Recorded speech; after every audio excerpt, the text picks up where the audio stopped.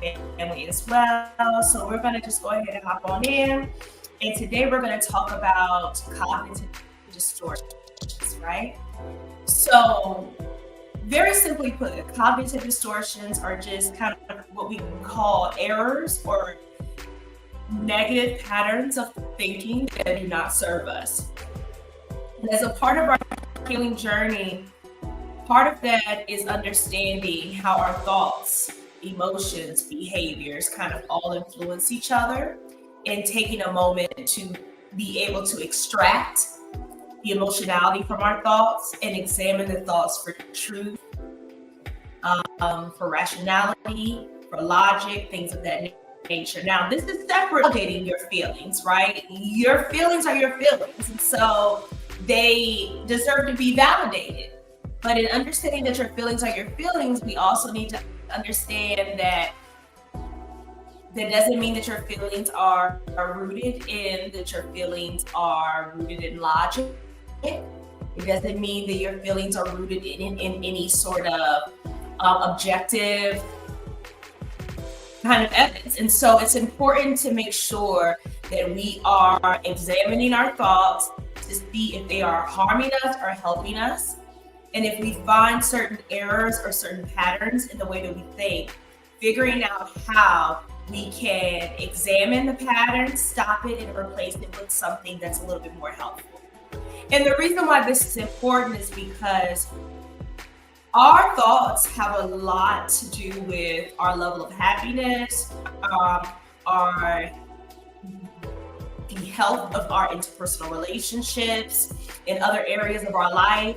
So it is really important to kind of start to kind of get down into the nitty-gritty of all the things and understanding where we may have patterns of thinking that are no longer serving us in this next season, okay? All right, so let's go ahead and jump on in. So again, we were talking a little bit about cognitive distortions, right? And remember, we were saying that they are kind of just common patterns and errors of thinking. And I want to make sure that we understand that these are super common. A lot of people struggle with these. The key is again, increasing that awareness so that we can understand how these thoughts may be directly impacting us and preventing us from being able to live a life that, we want to live, to be honest. All right, so there are about 10 common cognitive distortions. And we're going to try to run through them quickly because honestly, you could really spend 30 minutes on all 10, on each of the 10. Do your own research, hopefully take it back to your therapist and you guys can talk about it a little bit. So let's get started. First one.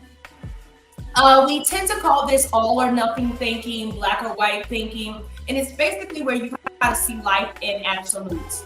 Something is perfect or disaster, all good or all bad. There's no middle ground. And the reason why this era of thinking is not helpful for us is because life truly does exist a lot of times in that middle ground, in that gray area. So if we are very rigid in our way of thinking, it can cause a lot of distress to us in like everyday situations that we can handle in a better way, but that black and white thinking will really keep us trapped. And so all or nothing black and white thinking. Number 2 is overgeneralization. And so this kind of looks like where you kind of you reach a conclusion about something and you incorrectly apply it across the board, right? So let's say like you missed the train one morning. Now you always miss the train. Or you get a bad performance review, or not a bad one that you weren't expecting ever. Now they don't value you. Now they don't see your worth. Now you're not a good employee. And you see how you can take one situation and you kind of incorrectly apply it so that it becomes what you consider to be the truth for all situations, but it's really not. Third is the mental filter. And so that's basically where we kind of strain out the positives and we magnify the negatives. And so people who have a pessimistic, negative kind of woe is me mindset, they tend to have this mental filtering going on. Everything that happens in life passes through this filter, and it's a negative filter. So what do you think the outcome is going to be? Mostly negative. Their thoughts, their emotions, their interactions. All right, number 4, disqualifying the positive. So it can kind of be like a mental filter, but with disqualifying the positives, you recognize when positive things happen, but you tend to explain it away as like fluke or luck.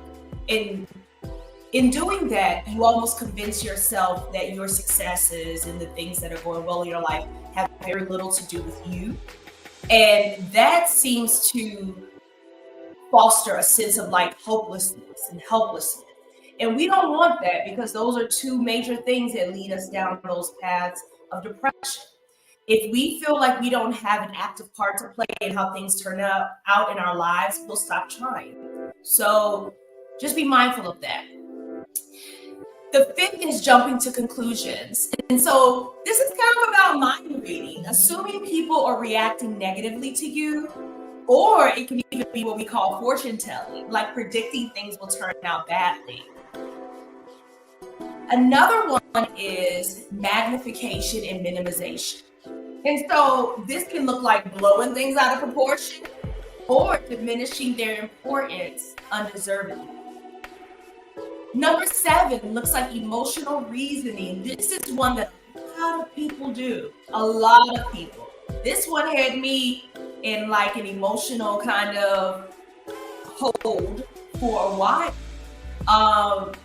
And basically emotional reasoning is saying that your feelings kind of equal the truth.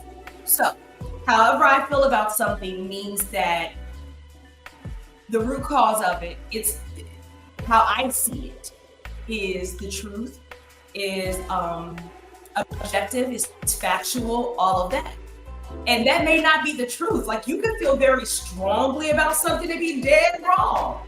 Now, are your feelings valid? Yes, they are. Remember, we're not equating rational and valid as like being mutually exclusive. Like you can be irrational about something and your feelings still be valid, right? Or you could be utilizing emotional reasoning, feeling very strongly about something, and the way you're interpreting the situation is not rooted in logic. It's not rooted in objective evidence. It's not rooted in reality. Okay. Now, the next one is should statements, where we have these situations where we chastise ourselves with shoulds or shouldn'ts, ought tos, things of that nature. This often leads to guilt and disappointment. But even more than that, we got to take a second and make sure that we're kind of examining where these should and ought to statements coming from. A lot of times we tell ourselves what we should or ought to do, and these expectations are rooted in family patterns that no longer align with our truth, society, cultural standards that are not in alignment with us. So taking a moment and examining kind of where these should statements coming from. And even beyond that, chastising yourself with what you should or should not do, should or should not have done in a situation is very rarely helpful. Kind of, for lack of better words, the bullet is out the chamber. You cannot take it back. So how can we then move forward in trying to show up in a healthier or a better way, or handling the situation in a more emotionally mature manner, instead of beating ourselves up with shoulds or ought tos, things of that nature. Number 9 looks like labeling and mislabeling. So this is an extreme form of overgeneralization where you identify with your perceived mistakes, right? So that could be, and it's even beyond just us. We label and we mislabel other people as well. And then we take those labels and we run with them.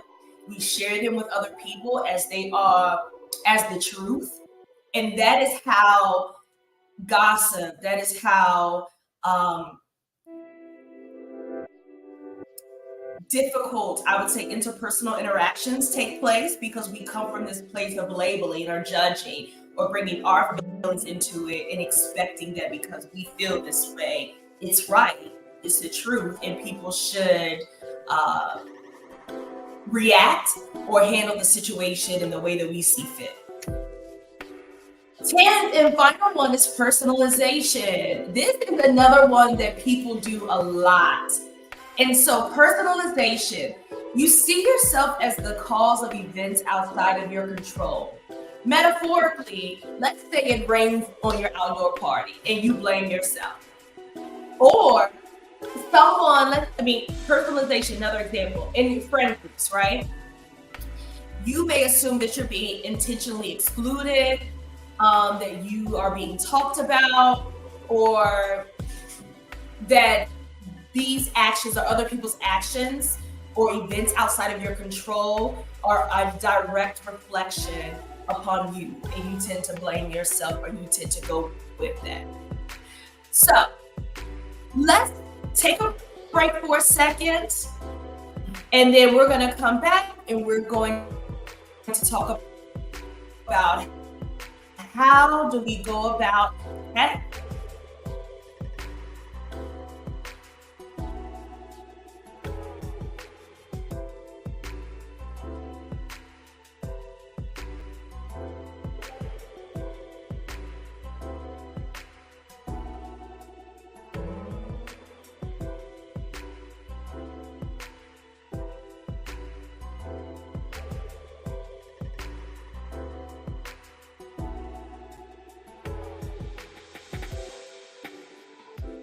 All right, so we got our 10 cognitive distortions. Now remember that there may be others out there, but these are the 10 really most common ones.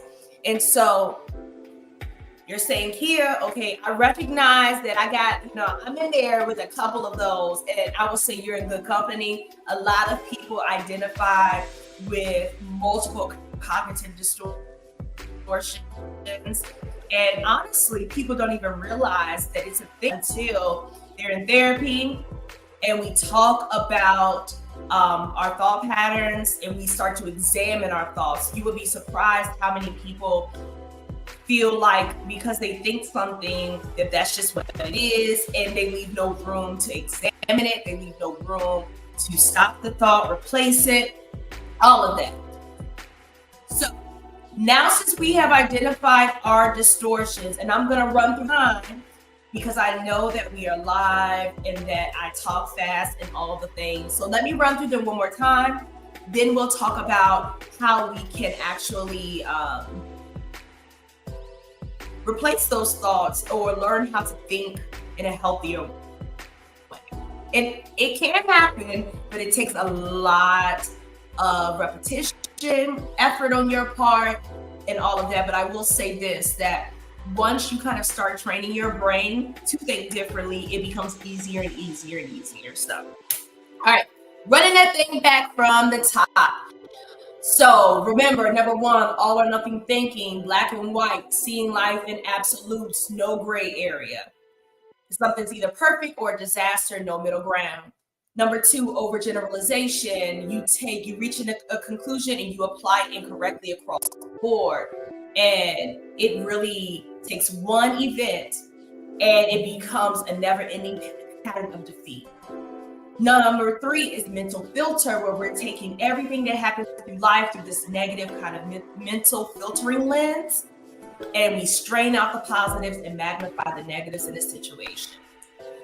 Number four is disqualifying the positive. So we recognize the positive, but we dismiss it as a fluke or luck, not giving ourselves credit for it.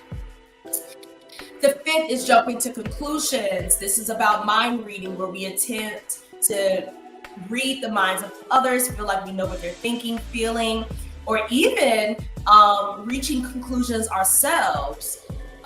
In fortune telling without having all of the information and all of the things that we need to make a good decision. Also predicting that things will turn out badly. All right, halfway there, number six, we have magnification and minimization. So magnification, we're blowing things out of proportion, right? the reaction is disproportionate to the event. Minimization, where we should, have a stronger reaction to something, but we minimize it and we diminish its importance undeservedly. Number 7, emotional reasoning, feeling that because we feel strongly about something, then it must be the truth, right? If I feel stupid, then I must be stupid. Number 8, should statements. Chastising yourself with shoulda, couldas, ought tos, all of that. It often leads to guilt and disappointment, and it's nothing that you can actually do in that moment to change the choice that you made, but you can decide to move forward and to make a different decision. Number 9, labeling and mislabeling. How we're interacting with other people. We love to throw labels on ourselves, we throw labels on other people, and that really prevents us from being able to connect and have the interpersonal relationships that I think many people want, but don't know how to put the work in, don't know how to show up in a healthy way in order to be able to not only just have the relationship, but continue it and allow it to grow and be healthy, right? The last and final one is personalization, where we take things personal. We assume that things are our fault and they're not even caused by us at all. So let's get to overcoming them. So when we were thinking about overcoming cognitive distortions for something like all or nothing thinking or overgeneralization, let's practice spotting the gray areas and the exceptions, right? There are gray areas. Life is lived in the gray areas a lot of times. Very rarely is something all good or all bad. For like a mental filter, make a deliberate effort to notice positives. Make a deliberate effort to also give yourself credit, because you can even kind of slide this into the discounting the positive cognitive distortion as well. Giving yourself credit,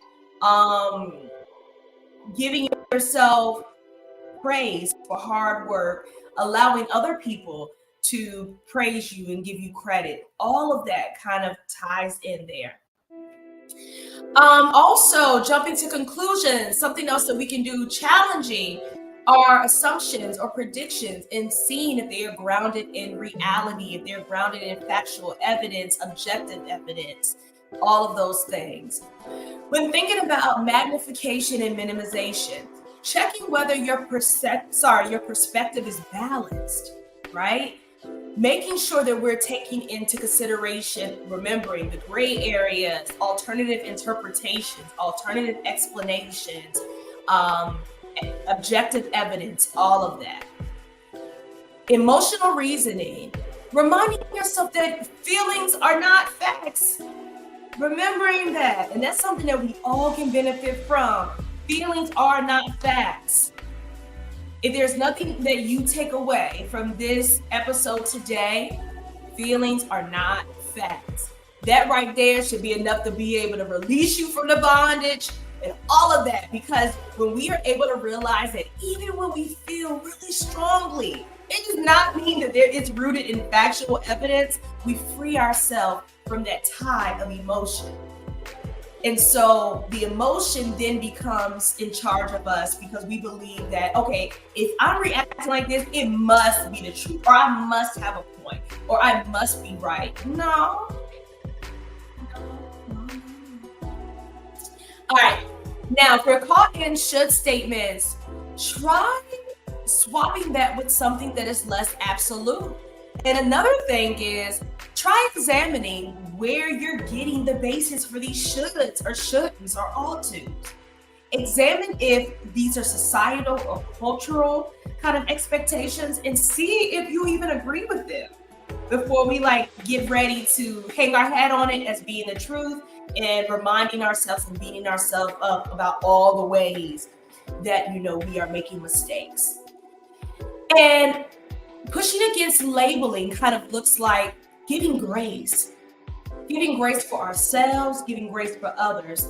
I tell people often, when you find that people are really hypercritical, negative, miserable people, they've only taken that internal dialogue that they already have for themselves and taken it and spewed it out on other people, right? And so grace is very important. The more that we're able to give ourselves grace, the more grace we have to give to others. So just remember that. And also for personalization, recognizing that external factors have roles too, right? It's not just our mistakes. It's not just all the bad things about us. These external factors that happen in life really have very little to do with us. We have very little control over it. And that could also be a reason why things are happening the way that they are. So, thinking about these things and really remembering to challenge yourself, to not just lean into those feelings and feeling away, but really taking a moment and saying, okay, I'm noticing that my mood is changing, right? I'm noticing that, I'm having some thoughts that may be altering my mood, the way that I feel about myself, things of that nature. Let me first stop, take a second, and extract the thought, remembering that we can put our thoughts like on clouds. And it's really helpful to extract thoughts and like really picture the thought on a cloud, because what happens is that we're able to then externalize the thought from who we are. When we're able to externalize the thought from who we are, then it no longer becomes about us being good or us being bad. It's just a thought. It's just a feeling. So then when we extract it from us and it's not a part of us anymore, we're able to better take a look at it objectively. And we're able to sit and say, okay, are there any cognitive distortions at place? Okay. If so, can I identify one? All right. And can I then take a moment, whether in my mind or even writing it down, to come up with 2 other interpretations of the situation, alternative ways of viewing it, to practice and give my brain practice in stretching myself in the way that I think. Now, remember that the brain has neuroplasticity. And I say this often, it's just a really fancy word for the brain being able to change, right? And so it takes a long time. It takes repetition and it takes a while. I remember reading one study where it was saying that in pre and post MRI scans, you had a pre-MRI scan, and then I think it took like 14 or 15 weeks of doing like behavioral modification or these kind of little tools to start to see some changes in your brain scan. And so you are able to change the way that your brain thinks and like where it first like jumps to. I feel like I'm not saying it the best way, but it is what it is. But I'll kind of just give you a real life example. So for me and other people that I know, I'll now just speak for myself. I used to be very like emotional reasoning and personalization was my thing, right? If I felt strongly about something, had to be true, had to be right. I was in the right. That was just it. Personalization. I mean, I would take a lot of things personally, a lot of things, even things that had nothing to do with me. But again, I was only speaking to myself the way that I think I learned over time to kind of, let me take a step back. So when we go through things in life, right? Remembering that survival is paramount first and foremost. Sometimes when we are in survival mode or we're learning to survive and overcome and adapt, we will lean more into certain ways of thinking, negative patterns of thinking, all of that. And we will then take it and it will become our fault, right? So no one else has to speak negatively about me, has to call me names, has to treat me poorly because, hey, I already have beat you to it.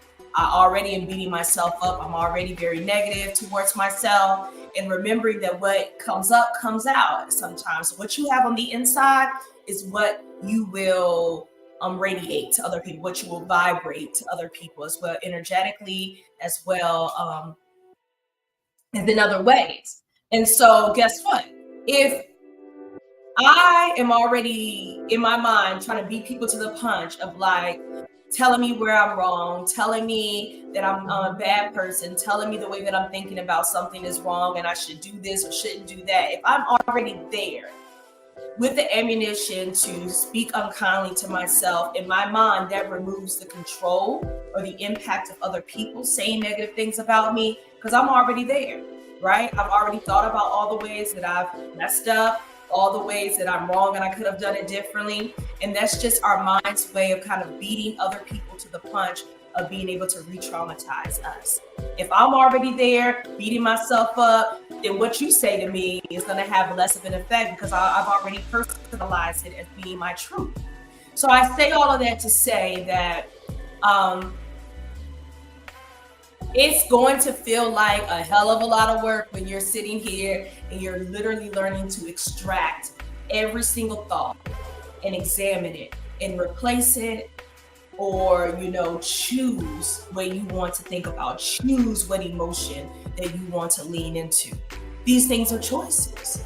And so once we realize that they're choices, then we get our power back and we understand that feelings are not facts, thoughts are not facts, they're feelings and they're thoughts. And let's try to figure out what's underneath them, because our body and our mind is still trying to communicate something to us. But again, it will always go back to those things that it's used to. So if you're used to having people be critical towards you, you're going to be critical towards yourself. If you're used to having people place the blame on you, you're going to place the blame on yourself. Right? We don't do anything different. We kind of just wash, rinse, and repeat. And we're stuck in this robot mode until we wake up and we decide that life can look different and we learn how to retrain our brain and to show up different. All right. So that's it for our cognitive distortions. Remember that I am a therapist, but I am not your therapist. Okay. So if you are having a mental health crisis, please head to your nearest emergency room, call 911, or go to your local community services board. I want to leave us with a quote that I think was very impactful for me to read this. But as traumatized children, we always dreamed that someone would come and save us. We never dreamed that, in fact, it would be ourselves as adults. And so this is what this healing journey looks like. My clients and I joke weekly about how ghetto this healing journey is and how it feels, and it gets a lot worse before it gets better. But man, once you are on the other side of it, you realize just how much time, energy, effort, emotion that you have been spending the wrong way, and how life can really be and how it can look for you when you turn a quarter of that effort that you want to give to people and to things and events outside of your control, and you turn it inward and start to be very intentional about what you allow in your space, with thoughts, with feelings, and what you hang on to. So happy Sunday. I hope you guys enjoy some time with your families. I will not be here next week because I will be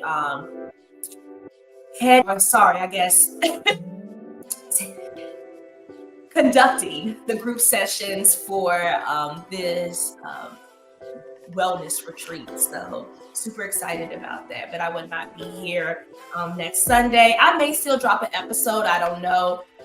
I got a busy week ahead of me, but we will see. All right.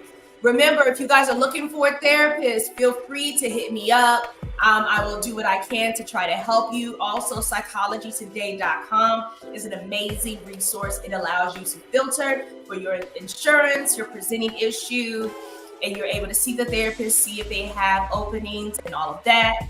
Also, if you guys have questions or topics that you would like to see addressed, please feel free to hit me up as well. Again, just trying to give out some information that people may not be aware of, and hopefully a seed or something will be planted to where you guys will continue on and either go back to therapy, go to therapy for the first time, or whatever, right? All right, so you guys continue to have an amazing day. We will see you soon. Be well, take care of yourself and others. Bye-bye.